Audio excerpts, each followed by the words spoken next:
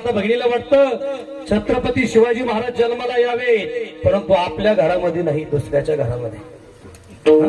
आज एक सांगू तुम्हाला, छत्रपती शिवाजी महाराज घराघरामध्ये जन्माला येईल ना भाऊ पुरुष मंडळी। छत्रपती शिवाजी महाराज मला तर वाटतं घराघरामध्ये जन्माला येईल, परंतु त्यासाठी घराघरामध्ये जिजाबाई तयार झाली पाहिजे। आवडतंय तुम्हाला, ऐकताय ना? त्याकरता घराघरामध्ये जिजाबाई झाली पाहिजे। आमची जिजाबाई काय सांगावं तुम्हाला, आता जिजाबाई काय सांगावं आमची जिजाबाई, मला सांगा। काहीच नाही मागा, पूर्वीच्या माता भगिनी काहीच पैसा पाणी नव्हता। पुरुष मंडळी घरामध्ये जे करते माणसं आहे, थोडाफार आपला 1500 रुपयाचा किराणा भरायचा, परंतु आमच्या माता भगिनी, जुन्या माता भगिनी महिना परत किराणा आणायचं काम पडून देत नव्हत्या।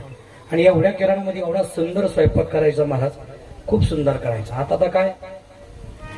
तर काय डब्याचे डबे मसाला आणि चव नाही कशा, काय सांगावं आता। कुठलीही गोष्ट करायची युट्यूबला बघायचं आणि करायचं। मला तुम्ही सांगा, आणि बाळ, एखादा मुलगा छोटस बाळ रडायला लागलं की रडायला लागल्यानंतर त्याला शांत करण्याचा सोपा पर्याय आमच्या आता जिजाबाईंनी घेतलाय, त्याच्या हातात मोबाईल द्यायचा। आता मला सांगा तुम्ही मोबाईल जर त्या लेकराच्या हातात दिला तर कधी छत्रपती शिवाजी महाराज जन्माला यायचा? अरे छत्रपती शिवाजी महाराज कोणाच्याही पोटी जन्माला यायचं नाही। 450 वर्षापूर्वी माझ्या जिजाबाईला डोहाळे लागले होते। काय डोहाळे लागले होते? अरे 10-5 या ठिकाणी स्वराज्यातील छोट्या छोट्या मुलांना एकत्रित घ्यावं, स्वराज्य अशा प्रकारचं स्थापन करावं, घोड्यावर बसावी, शमशेर घ्यावी, गड किल्ले या ठिकाणी जिंकावे, अशा प्रकारचे डोहाळे पाहिजे महाराज। आपले डोळे सांगू नका, मातीच खावा वाटते, हे आपले डोळे। शिवाजी महाराज कोणत्याही घरामध्ये जन्माला येत नाही काय, आणि मोबाईल बघून तर येतच नाही।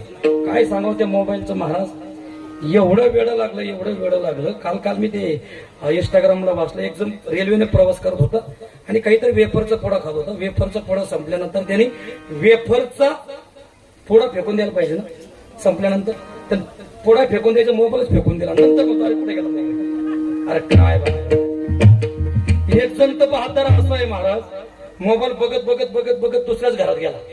आता दुसऱ्या घरात गेल्यानंतर ती बाई तिथं मोबाईल बघत बसली होती, तिला वाटलं मालक आले, ती उठली, त्याला पाणी दिलं आणि हा पाणी घेतलं, बसला।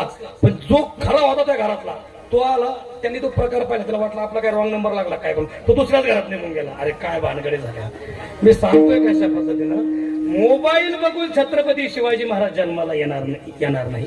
त्यासाठी घराघरामध्ये या ठिकाणी जिजाबाई जन्माला आली पाहिजे, आणि जिजाबाई जन्माला आल्यानंतरच ज्या पद्धतीने शिवाजी महाराजांचा फोटो आपल्याला घरामध्ये दिसतोय, मला सांगायचं तात्पर्य एवढंच होतं की जे रक्त आपल्या ह्या महाराष्ट्रासाठी, स्वराज्यासाठी, हिंदुस्थानासाठी, भारत भूमीसाठी जगतं ना, त्याला गेल्यानंतर देखील हा महाराष्ट्र विसरायला तयार नसतो। सांगण्याचं तात्पर्य असे, गेले महाराज, अनेक देवोधिक गेले, राजे महाराजे गेले, उदंडाची झाले, जन्मुनिया मेले, ओहुनिया गेले, रावरंक झाले, परंतु त्यांचं नाव घेत नाही। सांगायचं तात्पर्य एवढंच आहे, मरणाच्या बाबतीमध्ये वशिला नाही, म्हणून मरणाला कधी विसरायचं नाही। आणि दुसरी गोष्ट, त्या परमात्म्याला विसरायचं नाही। का?